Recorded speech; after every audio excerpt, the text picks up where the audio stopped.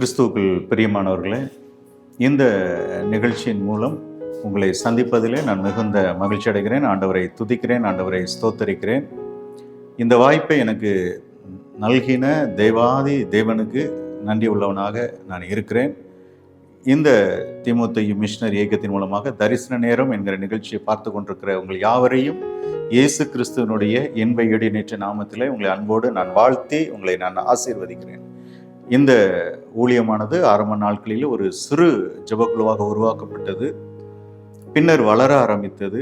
அநேக தெய்வ பிள்ளைகள், விசுவாசிகள் இந்த ஜெபக்குழுவிலே பங்கெடுக்க ஆரம்பித்தால், ஒரு நாள் ஜெபித்து கொண்டு இருக்கும் பொழுது ஆண்டவர் ஜெபிப்பதோடு நின்றுவிடக்கூடாது, வட இந்திய பகுதிகளுக்கு சென்று ஆண்டவரை அறியாத மக்களை கண்டறிந்து அவர்களுக்கு சுவிசேஷத்தை சொல்லி திருச்சபை ஸ்தாபிக்க வேண்டும் என்கிற ஒரு பாரத்தையும் தரிசனத்தையும் ஆண்டவர் கொடுத்தார். அதை நிறைவேற்றுவதற்காக நாங்கள் முயற்சி எடுத்துக்கொண்டு இருக்கும் பொழுது 2006 ஆண்டில் சென்னையில் வேர்ல்டு விஷன் எஃபிகோர் என்கிற நிறுவனங்கள் இணைந்து ஒரு பெரிய கருத்தரங்கு நடத்தினார்கள். அதில் 35 வயதுக்குட்பட்டு இந்தியா முழுவதும் இருந்து 3500 பேர் கலந்து கொண்டார்கள். அதிலே அடியேனும் கலந்து கொள்ள கர்த்தர் கிருபை செய்தார்.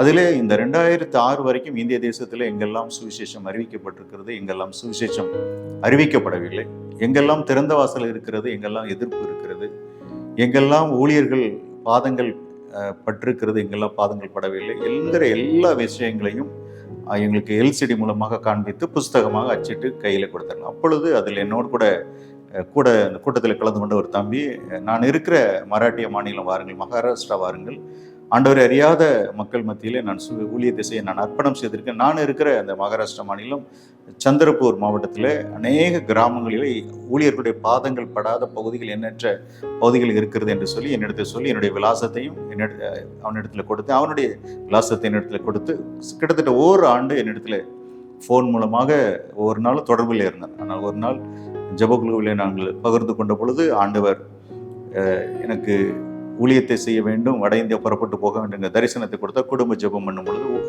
ஜெபக்குழுவிலே பகிர்ந்து கொண்டேன். அதில் மூத்த ஒரு அங்கிள் என்னை தட்டி கொடுத்து, கர்த்தர் அழைத்தால், திட்டமாக அழைத்தால் புறப்பட்டு போ, நாங்கள் ஜெபிக்கிறோம் என்று சொல்லி ஒரு நாள் அந்த ஜெபக்குழுவிலிருந்து மூத்த ஒரு அண்ணன் எங்களோடு வந்து அந்த ஊழியத்தை ஆரம்பித்து வைத்தார்கள். இதுதான் தீமோத்தேயு மிஷனரி இயக்கத்தினுடைய ஆரம்பம். ஆரம்ப நாட்களில் மகாராஷ்டிராவில் நாங்கள் கான்சன்ட்ரேஷன் பண்ணி ஊழியம் செய்தோம். அப்படியே ஒரு நாள் ஊழியம் செய்து கொண்டு இருக்கும்பொழுது ஒரு செங்கற்சூளையில் நாங்கள் ஆண்டுடைய அன்பை சொல்ல போகும்பொழுது அங்கிருந்த மக்கள் சத்தீஸ்கர் மாநிலத்தில் நாங்கள் வந்து வேலை செய்து கொண்டிருந்தார்கள். அவர்கள் எங்களுடைய பகுதிக்கு நீங்கள் இயேசுவை பற்றி சொல்ல வாருங்கள் என்று சொன்ன பொழுது, அதற்கு பிறகு 2 ஆண்டு சத்தீஸ்கருக்காய் ஜெபித்து, அதற்கு பிறகு சத்தீஸ்கர் மாநிலத்திலே நாங்கள் கால் பதிக்க ஆண்டவர் எங்களுக்கு உதவி செய்தார். அதைத் தொடர்ந்து ஒரிசா, குஜராத் மற்றும் தெலுங்கானா மாநிலத்திலும் ஆண்டுடைய ஊழியத்தை நாங்கள் நிறைவேற்றி வருகிறோம். என்னோடு கூட ஒரு 45 முழு நேர ஊழியர்கள் அதனுடைய பணியை குடும்பமாக செய்து நிறைவேற்றி வருகிறார்கள். இந்தியாவில் 5 மாநிலங்களில் இந்த ஊழியம் நடைபெற்று கொண்டு இருக்கிறது. இந்த கிட்டத்தட்ட 18 ஆண்டு ஊழியத்தினுடைய முயற்சியினாலே இன்றைக்கு கிட்டத்தட்ட ஒரு 51 இடங்களில் ஓய்வு நாள் ஆராதனை நடைபெற்று கொண்டு இருக்கிறது. அதில் நாங்கள் 2 இடத்துல ஆலயம் கட்டி முடித்திருக்கிறோம். 2வது ஆலயம் இன்னும் இந்த ஒயரிங் வேலை முடியாத நிலையில மாலையிலே அவர்கள் கேண்டில் பற்ற வைத்து அந்த ஆராதனை நடத்தி கொண்டு இருக்கிறார்கள். அந்த ஆலயம் ஒயரிங் செய்யப்படுவதற்கான தேவைகள் இருக்கிறத நீங்கள் ஜெபித்துக் கொள்ளுங்கள். மீதி உள்ள இடங்களிலே 49 இடங்களிலே விசுவாசிகளுடைய வீடுகளிலும் வீட்டு முற்றத்திலும் திறந்த வெளியிலும் மேலே பெட்ஷீட் அல்லது சாரியை கட்டி நாங்கள் தேவனை ஆராதித்து கொண்டிருக்கிறோம். 49 இடங்களிலே ஆலயங்கள் கட்ட வேண்டிய ஒரு கட்டாயம் தேவை எங்களுக்கு ஏற்பட்டிருக்கிறது. ஆகவே இப்பொழுது ஆலயத்திற்கு சொல்லி இலவசமாக இடம் கிடைப்பதில் இடம் வாங்கி கட்ட வேண்டிய கட்டாயத்தில் இருக்கிறோம். அதற்காகவும் நீங்கள் ஜெபித்துக் கொள்ளுங்கள். என்னோடு கூட 45 ஊழியர்கள் இருக்கிற அதில் 11 பேருக்கு மட்டுமே ஊழியத்தை மிஷனரியை தாங்கக்கூடிய ஸ்பான்சர்ஸ் இருக்கிறார்கள். மீதி இருக்கிற கிட்டத்தட்ட 34 பேருக்கு ஸ்பான்சர்ஸ் இல்லாத நிலை இருக்கிறது. ஆகவே அதை நீங்கள் கருத்தில் கொண்டு உங்களுடைய குடும்ப சார்பாக, திருச்சபை சார்பாக ஒரு மிஷனரியை தாங்க நீங்கள் முன்வரலாம். அது மாத்திரமல்ல, இன்னும் என்னுடைய டேபிளில் ஒரு 80க்கும் மேற்பட்ட அப்ளிகேஷன் வெயிட்டிங்கில் இருக்கிறது.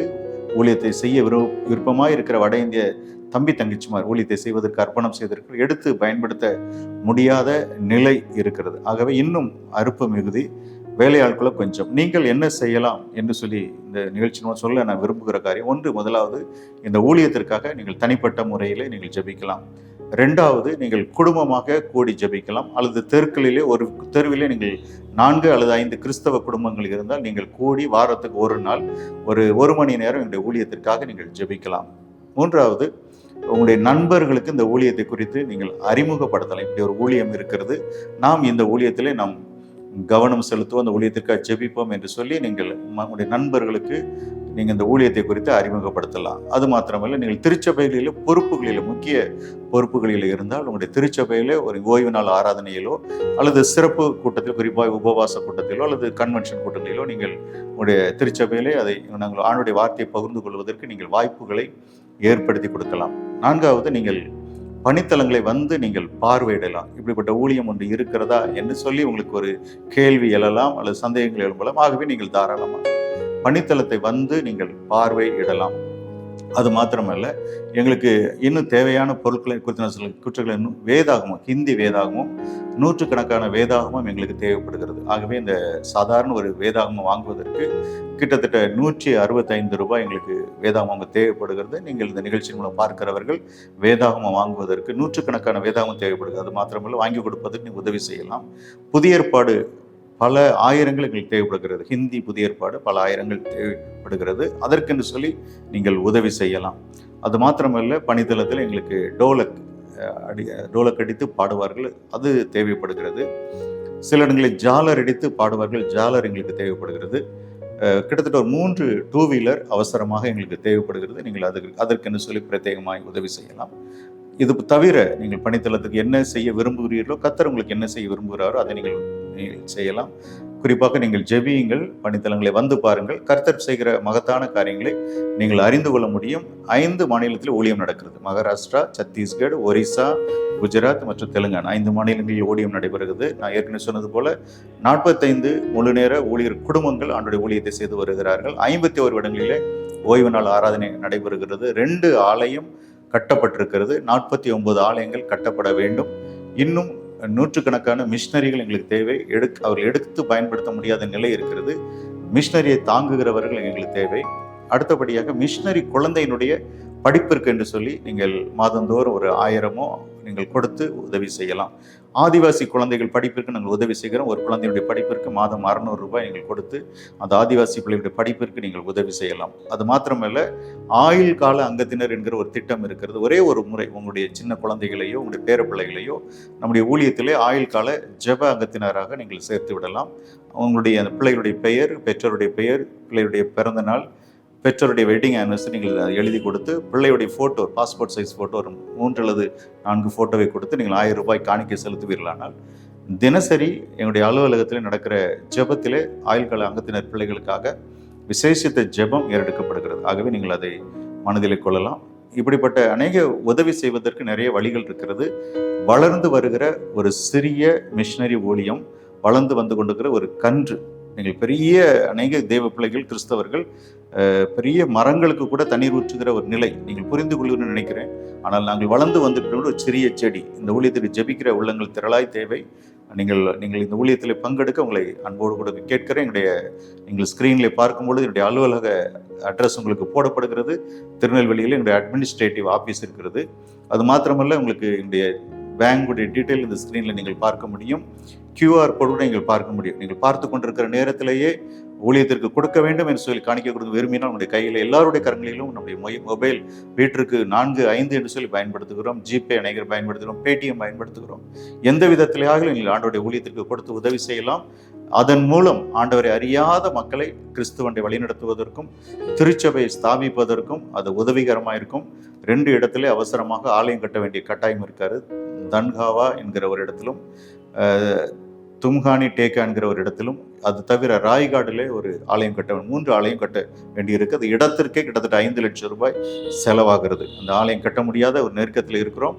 நீங்கள் இந்த நிகழ்ச்சியின் மூலம் கர்த்தர் உங்களுடைய உள்ளத்தில் என்ன பேசுகிறாரோ ஏதாயிலும் ஒன்று செய்யுங்க. எல்லாவற்றுக்கும் இதெல்லாம் எங்களால் முடியாது ஐயா அப்படின்னு நீங்கள் சொல்வீங்க. நாங்கள் எங்களுடைய ஊழியத்தினுடைய மெயின் நோக்கம் தமிழ் மொழி பேசக்கூடிய ஒவ்வொரு கிறிஸ்தவர்களும் எங்களுடைய ஊழியத்தில் ஒவ்வொரு விசுவாசியும் நன்றாய் புரிந்து கொள்ளுங்க. ஒவ்வொரு விசுவாசியும் எங்களுடைய ஊழியத்தில் பங்கெடுக்க வேண்டும் என்கிற ஒரு தரிசனத்தை கர்த்தர் கொடுத்திருக்கிறார். அதற்கு என்ன வழி? நாங்கள் ஒரு உண்டியல் பாக்ஸ் வைத்திருக்கிறோம்.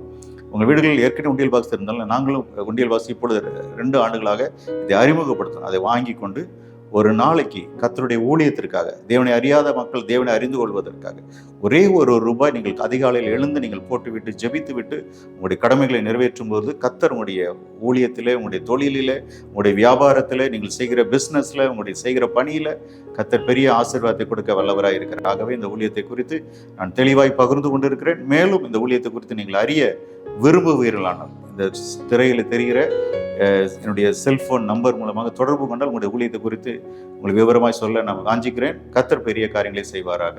God bless you.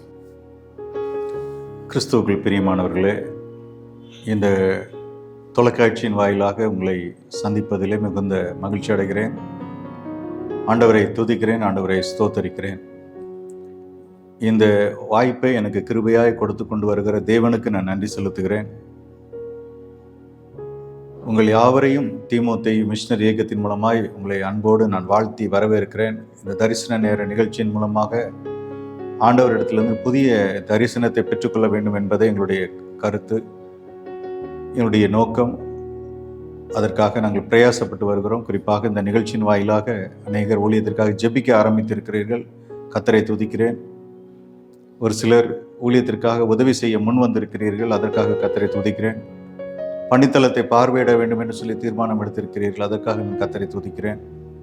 ஆகவே இந்த இப்படிப்பட்ட நல்ல காரியங்களை செய்து வருகிற தேவனுடைய நாமமே மகிமைப்படட்டும். ஆண்டவரை அறியாத மக்கள் ஒரு பெரிய திரள் கூட்டத்தை கர்த்தருக்காக ஆதாயப்படுத்த 2030க்குள்ளாக 1 கோடி ஆத்துமா அறுவடை செய்ய வேண்டும் என்கிற பெரிய ஒரு திட்டத்தை லக்கு வைத்து ஓடிக்கொண்டிருக்கிறோம். நூற்றுக்கணக்கான ஊழியர்களை பணித்தளத்திலே நாம் அனுப்ப வேண்டும். ஆலயங்களை நாம் கட்டி கொடுக்க வேண்டும். அதற்கு உங்களுடைய ஜெபமும் உங்களுடைய தியாகமான உதவிகளும் எங்களுக்கு தேவை. தந்து உதவீர்கள் என்று சொல்லி கர்த்தருக்குள்ளாய் நம்புகிறோம். இந்த நாள் என்னுடைய தியானத்திற்காக எடுத்துக்கொண்ட பகுதி காத்திருக்கிறவர்கள் வெட்கப்படுவதில்லை. செய்தியினுடைய தலைப்பு காத்திருக்கிறவர்கள் வெட்கப்படுவதில்லை என்று சொல்லி சங்கீதம் 25:3 நான் வாசிக்கிறேன். உம்மை நோக்கி காத்திருக்கிற ஒருவரும் வெட்கப்பட்டு போகாதபடி செய்யும். முகாந்திரம் இல்லாமல் துரோகம் பண்ணுகிறவர்கள் வெட்கப்பட்டு போவார்களாக. முதல் பகுதி சொல்லுகிறது, உம்மை நோக்கி காத்திருக்கிறவர்கள் ஒருபோதும் வெட்கப்பட்டு போகாதபடி செய்யும். தலை தாழ்த்தி ஜெபிப்போம். அன்பு நிறைந்த ஆண்டவரே, இந்த தியானத்தின் வழியாய் நீர் எங்களோடு பேசுகிறதற்காக நன்றி செலுத்துகிறோம். உம்மை நோக்கி காத்திருக்கிறவர்கள் வெட்கப்பட்டு போவதில்லை என்று சொல்லியிருக்கிறீர். ஆண்டவரே, இந்த வார்த்தைகள் மெய்யானவைகள். இதை தியானிக்க போகிறோம். நீர் என்னோடு எங்களோடு பேசும். உம்முடைய நாமம் மட்டுமே மகிமைப்படட்டும். மீட்பர் இயேசுவின் மூலமாக ஜெபிக்கிறோம் நல்ல பிதாவே, ஆமீன். பிரியமானவர்களே, இந்த நாளிலே காத்திருக்கிறவர்கள் வெட்கப்படுவதில்லை என்பதை தியானத்தினுடைய தலைப்பாய் நாம் வைத்திருக்கிறோம். அதற்கு ஆதாரமாக நம்ம சங்கீதம் 25:3 நம்ம வாசிக்க கேட்டோம். உம்மை நோக்கி காத்திருக்கிற ஒருவரும் வெட்கப்பட்டு போகாதபடி செய்யும். ஆண்டவருக்காக சமூகத்திலே, ஆண்டவருடைய சமூகத்திலே காத்திருக்கிறவர்கள், ஆண்டவருக்காக தெய்வ சமூகத்திலே காத்திருந்து அவருக்காக எதையாகிலும் செய்ய வேண்டும் நினைக்கிறவர்கள், எந்த காரியம் செய்தாலும் தெய்வ சமூகத்தில் காத்திருந்து செய்ய வேண்டும் என்று சொல்லி நினைக்கிறவர்கள் ஒருபோதும் வெட்கம் அடைய போவதில்லை என்று சொல்லி போடப்பட்டிருக்கும். உம்மை நோக்கி காத்திருக்கிற ஒருவரும் வெட்கப்பட்டு போகாதபடி செய்யும். சங்கீதக்காரன் ஆண்டவரை நோக்கி விண்ணப்பம் செய்கிறார். உமக்கு காத்திருக்கிறவர்கள் ஒருபோதும் வெட்கம் அடையாதபடி செய்யும் என்று சொல்லி, ஒருவரும் வெட்கம், ஒருவர் கூட தேவனுக்கு காத்திருக்கிறவர்கள், ஆண்டுடைய சமூகத்தில் காத்திருக்கிறவர்கள் எந்த விதத்திலும் வெட்கப்பட்டு போய்விடக்கூடாது என்பதிலே சங்கீதக்காரர் தாவீது அதில் கண்ணு கருத்தமாக இருக்கிறார். ஆண்டவரிடத்தில் முறையிடுகிறார். உம்மை நோக்கி காத்திருக்கிற ஒருவரும் வெட்கப்பட்டு போகாதபடி செய்யும் ஆண்டவரே என்று சொல்லி ஆண்டவரிடத்தில் தன்னுடைய மன விருப்பத்தை அவர் அங்கு பாடுகிறதை நாம் பார்க்கிறோம். அப்போ நம்ம ஆண்டவருடைய சமூகத்தில் காத்திருக்கும் பொழுது ஒருவரும் வெட்கப்பட்டு போவதில்லை. காத்திருக்கணும். ஆண்டவருடைய சமூகத்தில் நாம் காத்திருக்கும் பொழுது, ஒரு வேளை ஒரு ட்ரெயின் நம்ம பிடிக்க வேண்டுமானால் அந்த ட்ரெயின் வருவதற்கு முன்பாக ஸ்டேஷனுக்கு முன்கூட்டியே நாம் கடந்து போய் விடுகிறோம். அந்த ட்ரெயினுக்காக நாம் காத்திருக்கிறோம். பேருந்திலே ரிசர்வேஷன் பண்ணியிருந்தாலும் முன்பதாகவே நாம் பேருந்து நிலையத்திற்கு சென்று விடுகிறோம். ஒரு ரேஷன் கார்டு வேண்டுமானால் அதை அப்ளை பண்ணிவிட்டு காத்திருக்கிறோம். ஒரு பாஸ்போர்ட் நமக்கு வேண்டுமானால் அதுக்கு முறையாக அப்ளை செய்துவிட்டு அதற்காக காத்திருக்கிறோம். ஒரு வெளிநாட்டுக்கு வேலை செல்ல வேண்டும், அதற்கான விசா எல்லாம் வருவரை நாம் காத்திருக்கிறோம். நம்முடைய 21 ஆண்டு காலம் நம் தாய் வீட்டில் வளர்க்கிறோம். ஒரு நல்ல ஒரு திருமண வாழ்க்கைக்காக ஆண்டுடைய சமூகத்தில் காத்திருக்கிறோம். ஆண்டவர் காரியத்தை வாய்க்க பண்ணுகிறார். குழந்தைக்காக நம்ம ஆண்டுடைய சமூகத்தில் காத்திருக்கிறோம், கர்த்தர் தருகிறார். இப்படியாக ஒவ்வொரு காரியத்திற்கும் உலகத்தில் வாழும் பொழுது எத்தனையோ காரியங்களுக்கு நாம் காத்திருக்கிறோம் பொறுமையோடு. அதுபோல் ஆண்டவருடைய சமூகத்திலே போய் காத்திருக்க வேண்டும். ஆலயத்திலே, குடும்ப ஜெபத்திலே, தனி ஜெபத்திலே, ஆண்டுடைய சமூகத்தில் காத்திருக்கிற யாரும் ஒருவரு கூட வெட்கப்பட்டு போகக்கூடாது என்பதுதான் சங்கீதக்காரனுடைய விருப்பமாக இருந்தது. அவர் பாடலாக பாடியிருக்கிறார். சங்கீதம் 96:9 என்ன சொல்லுகிறது என்பதை நாம் பார்ப்போம். சங்கீதம் 96:9 அங்கே என்ன எழுதப்பட்டிருக்கிறது என்பதை நாம் வாசிப்போம். அங்கு அவர் எழுதி வைத்திருக்காரு. சங்கீதம் 69:6 நான் வாசிக்கும். சங்கீதம் 69:6 என்ன எழுதப்பட்டிருக்கு என்பதை வாசிப்போம். சேனைகளின் கர்த்தராகிய ஆண்டவரே, உமக்கு காத்திருக்கிறவர்கள் என் நிமித்தம் வெட்கப்பட்டு போகாதிருப்பார்களாக. சங்கீதக்காரர் இங்கு என்ன சொல்லுகிறார்? சேனைகளின் கர்த்தராகிய ஆண்டவரே, உமக்காக காத்திருக்கிறவர்கள் என் நிமித்தம் வெட்கப்பட்டு போகாதிருப்பார்களாக.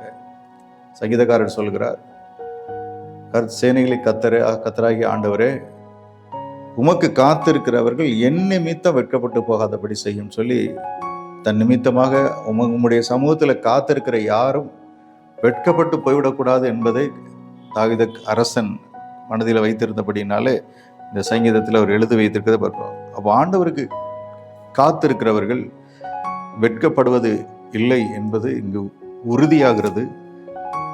அவர் யாரையும் வெட்கப்பட அனுமதிப்பதில்லை. கர்த்தருக்கு காத்திருக்கிறவர்கள் யாருமே வெட்கப்படுவதற்கு ஆண்டவர் விடுவதில்லை. ஏசாயா எழுதின தீர்க்கதரிசன புஸ்தகம் 49வது அதிகாரம் 23வது வசனம் என்ன சொல்லுகிறது என்பதை பார்ப்போம். ஏசாயா எழுதின தீர்க்கதரிசன புஸ்தகம் 49வது அதிகாரம் 23வது வசனம். ராஜாக்கள் உன்னை வளர்க்கும் தந்தைகளையும் அவர்களுடைய நாயகிகள் உன் கைத்தாய்மார்கள் தரையிலே முகமுப்புற விழுந்து அவனை பணிந்து உன் கால்களின் தூளை நக்குவார்கள். நான் கர்த்தர், எனக்கு காத்திருக்கிறவர்கள் வெட்கப்படுவது இல்லை என்பதை அப்பொழுது அறிந்து கொள்வாய். நான் கர்த்தர், எனக்கு காத்திருக்கிறவர்கள் வெட்கப்படுவது இல்லை என்பதை அப்பொழுது அறிந்து கொள்வாய். ஆண்டவர்களுடைய சமூகத்திலே காத்திருக்கிறவர்கள் எந்த சூழ்நிலையிலும் வெட்கப்படுவது இல்லை என்பதை அறிந்து கொள்வாய் என்று சொல்லி ஏசாயா தீர்க்கதரிசி ஆணித்தரமாக சொல்கிறார். நான் கர்த்தர், எனக்கு காத்திருக்கிறவர்கள் வெட்கப்பட்டு போவதில்லை என்று சொல்லி அங்கு சங்கீதக்காரர் ஏசாயா தீர்க்கதரிசி அவருடைய சமூகத்தில் காத்திருந்ததனுடைய அந்த காரியங்களை ஆண்டவர் சொன்னதை சொல்லியிருக்கிறார். நான் கர்த்தர், எனக்கு காத்திருக்கிறவர்கள் வெட்கப்படுவதில்லை என்பதை அவர் ஏசாயா தீர்க்கதரிசியின் மூலமாக தம்முடைய ஜனங்களுக்கு இந்த வார்த்தைகளை கொடுக்கிறதை பார்க்கிறோம். அப்போ ஆண்டவருடைய சமூகத்திலே காத்திருக்கிறவர்கள் அப்படியானால் நம் முயற்சி எடுக்க வேண்டியது, வேலை செய்யணும், முயற்சி எடுக்கணும். கர்த்தருடைய சமூகத்தில் காத்திருக்கும் பொழுது அந்த காரியத்தில் நம்ம ஜெயத்தை பெற்றுக்கொள்கிறோம். ஒரு தெலுங்கானாவிலே ஒரு நபர் அரசாங்கத்தில் ஒரு கிடைக்க வேண்டிய ஒரு டெண்டருக்காக, அரசாங்கத்தின் மூலமாய் கிடைக்க வேண்டிய டெண்டருக்காக அப்ளை செய்கிறார். அதற்கான ஃபீஸ் கட்டுகிறார். மேற்கொண்டும் அதற்கென்று சொல்லி காத்திருக்கிறார். அவர் நிறைய பணத்தை லோனாக பெற்று அந்த டெண்டருக்காக லஞ்சமாகவும் அதை எப்படியாயிலும் பெற வேண்டும் என்று சொல்லி அதை கொடுத்ததுனால கடன் சுமை தாங்க முடியாததுனால அந்த கம்பெனியை நிர்வாகம் பண்ணின ஒரு மகன் அவர் இழக்கிறார். அவன் தற்கொலை செய்து வாழ்க்கையை முடித்துக் கொள்கிறான். இதை பார்த்த தந்தையால் தாங்க முடியவில்லை. ஆலயத்திற்கு செல்வதை நிறுத்துகிறார், வேதம் வாசிப்பதை நிறுத்துகிறார், ஜெபிப்பதை நிறுத்துகிறார்.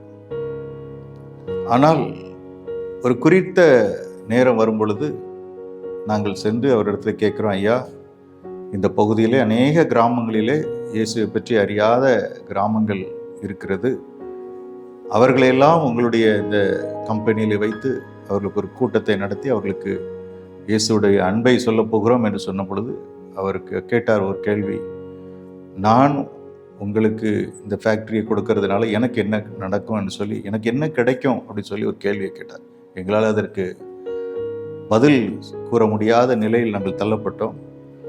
ஆனாலும் சொன்னோம், உங்களுடைய இடத்தை கர்த்தருடைய ஊழியத்தை செய்வதற்கு கொடுங்கள்.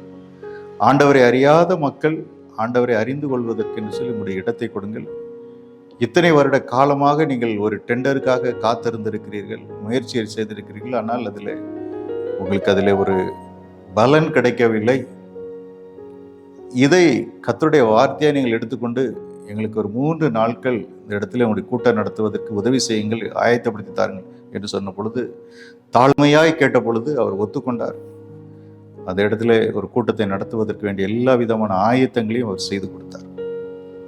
கிட்டத்தட்ட ஒரு 18 ஆண்டு காலம் ஒரு டெண்டருக்காக காத்திருந்து சோர்ந்து போன நிலைமையிலே சுவிசேஷம் கேள்விப்பட்டிராத ஜனங்களுக்கு சுவிசேஷத்தை சொல்வதற்காக தன்னுடைய இடத்தையும் ஆயத்தப்படுத்தி கொடுத்து 3 நாட்கள் அந்த கூட்டத்திலே அவர் கலந்து கொண்டார். வசனங்களை எல்லாம் அவரும் கருத்தாக கேட்டார்.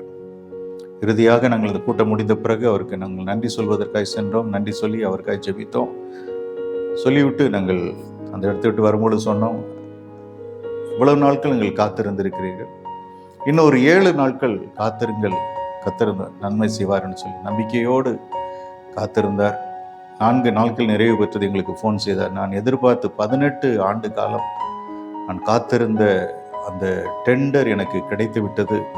அந்த கம்பெனியை நான் ரன் பண்ண வேண்டும், எனக்கு வேலையாட்கள் வேண்டும், பேங்க்ல இருந்து எல்லா உதவியும் செய்வதற்கு முன் வந்து விட்டார்கள் என்று சொல்லி சந்தோஷமாய் சொன்னார். அப்போ நம்ம அவருடைய வாழ்க்கையில் நிறைய இழந்ததுனால ஜெபிக்க முடியலை, வேதம் வாசிக்க முடியல, சோர்வுற்ற நிலையில் 3 நாட்கள் இயேசுவை அறியாத மக்கள் இயேசுவை அறிந்து கொள்வதற்காக தன்னுடைய ஃபேக்டரியை கொடுத்து 3 நாட்களும் இத்தனை ஆண்டு காலம் காத்திருந்தது மாத்திரம் 3 நாட்கள் தெய்வ சமூகத்தில் வசனத்தை கேட்டு தன்னுடைய வாழ்க்கையை புதுப்பித்து கொண்ட அவருக்கு கர்த்தர் அவருடைய வாழ்க்கையில் ஒரு எதிர்பார்த்த நன்மைகளை கர்த்தர் கொடுத்தார். காத்திருக்கிறவர்கள் வெட்கப்பட்டு போவதில்லை.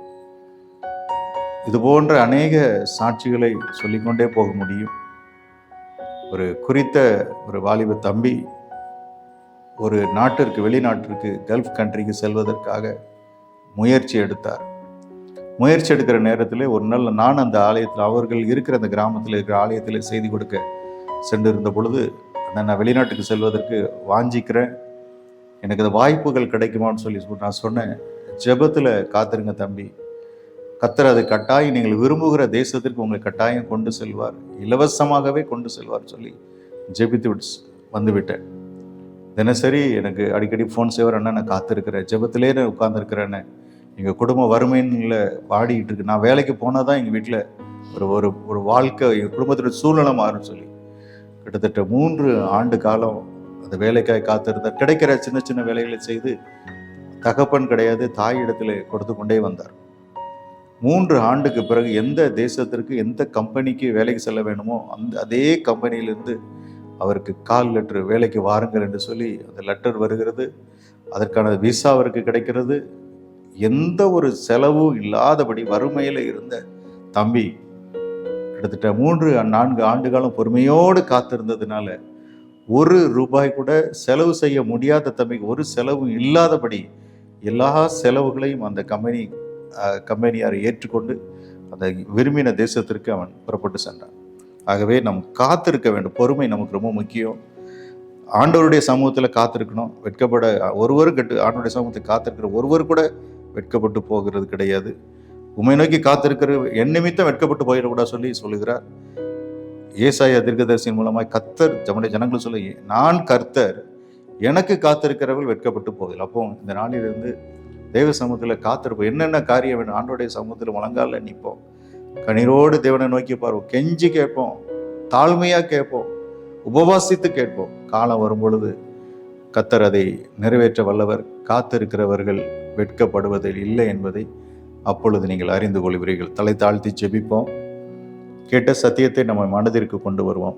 ஆண்டவருக்கு காத்திருந்தவர்கள் யாரும் கூட, ஒருவர் கூட வெட்கப்பட்டு போகக்கூடாது என்பதிலே சங்கீதக்காரன் தாவீது அதில் அவருடைய அவர் கண்ணும் கருத்துமாக இருந்ததுனால, ஆண்டவரே என் நிமித்தம் உம்மை நோக்கி காத்திருக்க ஒருவர் கூட வெட்கப்பட்டு போகக்கூடாதுன்னு சொல்லியிருக்கிறார். ஏசாயா தீர்க்கதரிசியின் வழியாய் ஆண்டவரே சொல்லியிருக்கிறார். தம்முடைய ஜனங்களுக்கு சொல்லும்படி சொல்லுகிறார், நான் கர்த்தர், எனக்கு காத்திருக்கிறவர் வெட்கப்பட்டு போவதில்லை. அன்பு தேவனுடைய பிள்ளைகளை, இந்த செய்தியை கேட்டிருக்கிற நீங்களும் நானும் ஆண்டவருக்கு காத்திருப்போம். நான் வெட்கப்பட்டு போவதில்லை. எந்த காரியத்துக்கு காத்திருக்கிறோமோ கர்த்தர் அதை வெற்றி சிறக்க பண்ணுவார். காலம் வரும் பொழுது நன்மையை செய்வார். அன்பின் பரலோக பிதாவே, இந்த வேத வசனத்தின் மூலமாய் நீர் எங்களோடு பேசி இருக்கிறதற்காக நன்றி.